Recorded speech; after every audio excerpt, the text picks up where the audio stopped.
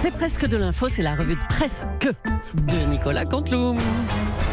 Ils sont encore dans le studio, Sonia Mabrouk est son invitée. Oui, Laurent Berger, secrétaire général de la CFDT. Bridgestone fait fi des injonctions du gouvernement. C'est un bras d'honneur de Bridgestone, Laurent Berger. Bah, oui, clairement, c'est un bras d'honneur et je dis qu'il faut tordre le bras de Bridgestone. Oui, je suis énervé. Il faut savoir à un moment donné qu'ils ont bénéficié de public, donc il faut qu'ils rendent l'argent des aides publiques. Il faut savoir à un moment donné mettre les pieds dans le plat, faire plier Bridgestone, leur tordre le bras pour qu'ils mettent la main à la poche, qu'on sorte la tête de l'eau et qu'on finisse pas à genoux. Voilà, Oula, c'est plus du syndicalisme, c'est du jiu-jitsu, de la gymnastique, Laurent Berger. Je ne sais pas. En tout cas, j'aimerais répondre à la chronique de Madame Agostini sur sa chronique rurale et agricole. Non, on n'a plus le temps, Monsieur Berger. Donc je peux pas faire la réponse du berger à la bergère. Alors c'est ça Europe 1. À vous, Julie. Ah, bravo, magnifique. Et super la voix, très très bien. Allez, on poursuit avec vous, Mathieu Béliard. Allez, l'actualité. Merci pour cette bonne note, Julie, tout le matin. Écoutez, bonjour ma chère Julie, bonjour surtout à tous les auditeurs de Europe 1, si vous nous rejoignez, écoutez Le Monde changer, et si vous ne pouvez pas l'écouter, on a envie de vous dire, lit sur les lèvres, car c'est ce qui est arrivé au défenseur marseillais, Alvaro, Alvaro, qui a été filmé durant le match OM-PSG, en train d'insulter le joueur Neymar, et des experts de la lecture sur les lèvres sont formels. Alvaro a traité Neymar de singe. Pardon, excusez-moi. Non, excusez-moi. Oui, je m'immisce, j'adore m'immisquer. Je trouve ça scandaleux, monsieur Béliard, Mme Julie, qu'on se mette à lire sur les lèvres des gens pour les condamner. Déjà qu'on ne pouvait plus rien dire, mais alors si en plus maintenant on peut même plus bouger ses lèvres dans la direction de qui qu'on veut. Non, mais Alvaro qui traite Neymar de singe, et ça scandalise tout le monde, franchement. En tout cas, c'est pour vous, c'est un détail. En tout cas, alors. Non, mais c'est sûr qu'en 2020, Agatha Christie, elle n'aurait même pas pu écrire les 10 petits Neymar. Ça, on est sûr. Parce qu'on ne peut plus rien liser, on ne peut plus rien diser. Merci.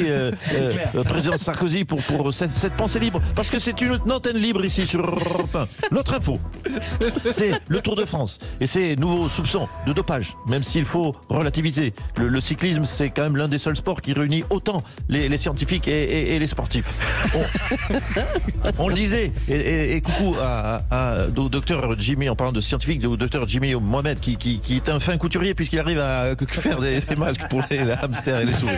Alors, c'est surtout pas, il n'y a pas que les concevoir, c'est surtout les enfiler. Il faut bien attraper la souris, ça bouge beaucoup. Enfin bon, bref, c'est tout un bordel. Il y a passé la nuit. On le disait, il existe courir dans un appartement, il y a plein de souris. Alors, il existe des sourds, par la cafette. Il existe des soupçons, pardon, je digresse. Oui, je digresse ou.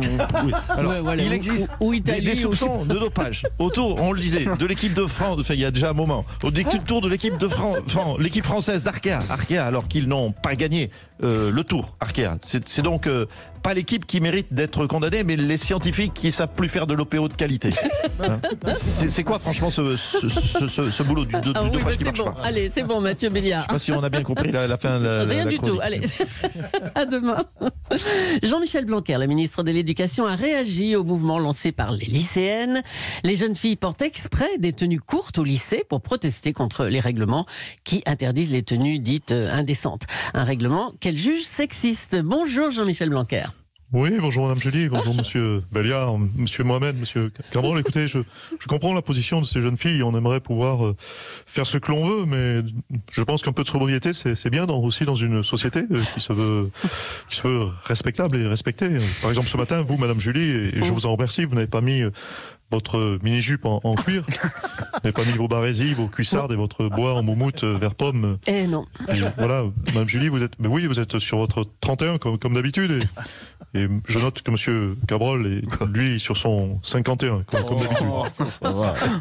D'accord. Parfois, c'est du 102, même. Oui, mais le double, comme disait Gainsbourg. Oui, c'est ça. Très bien, vous avez les mêmes références que moi, Madame Julie. Oui. Bon, alors c'est fini là, oui. Bon, d'accord. Monsieur Blanquer. Non, vous avez une question à me poser, je crois encore. Vous avez déclaré à Page l'école. 2, il y en a 4, article 3. Monsieur Blanquer, vous avez déclaré à l'école, il faut venir habillé d'une façon républicaine. Mais ça veut dire quoi? Ça veut dire quoi? Ça veut dire... Je ne sais pas. Pour moi, c'est une forme d'évidence. Habiller d'une façon républicaine, c'est habillé avec un pantalon citoyen, une chemise démocratique. Même d'ailleurs une chemise vanille fraise rayée comme Monsieur Béliard. J'adore cette chemise rose et blanche. Oui, si, Elle est ça belle. passe. Ça passe. Ah non, elle est belle cette chemise rayée. Oui, c'est une chemise foire du trône, sucre d'orge. Oui, même un slip qui épouse les valeurs de notre pays, tout ça, c'est républicain. Oh, attendez, non mais... Bon, écoutez, c'est pas très clair. Hein. Vous avez également annoncé un nouveau protocole sanitaire face à la Covid-19. Les classes seront fermées si 3 enfants sont positifs, contre 1 actuellement. Oui, 3 enfants positifs. Voilà, on a augmenté le seuil parce que pourquoi? C'est une solution, vous savez, gagnant-gagnant.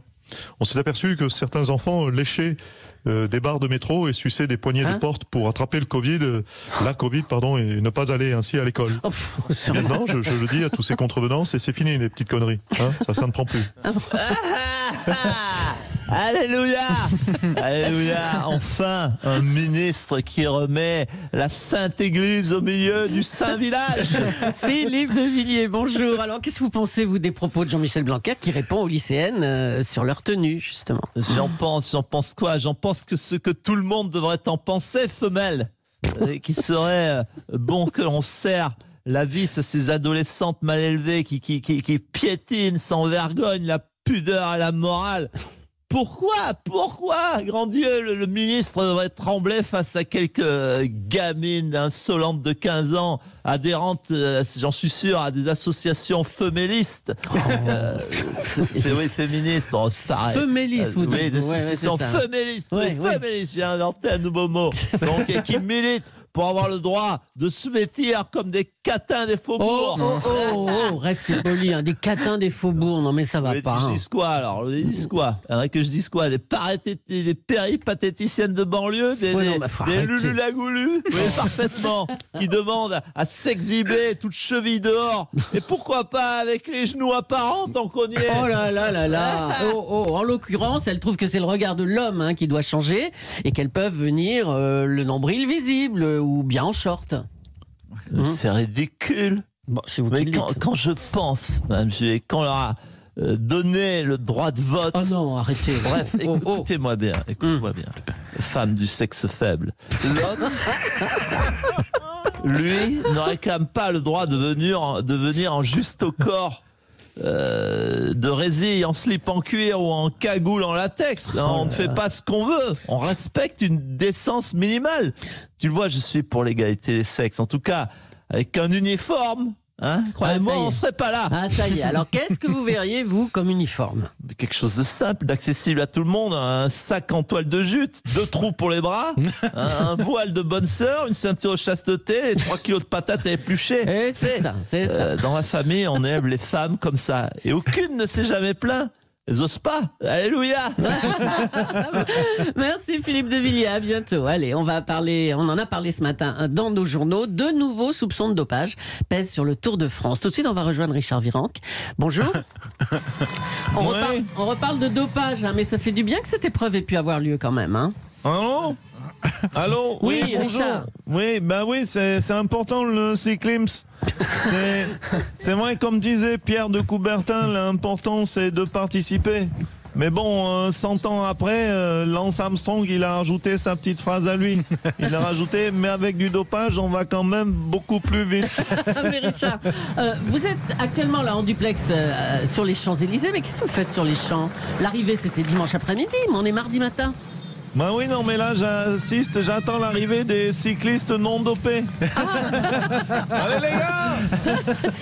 Allez, vas-y. Ah non, pardon, là, c'est Anne Hidalgo qui passe. C'est vrai que c'est plus chiant sans le dopage, ça va moins vite. Comme vous dites, oui. Merci. Merci.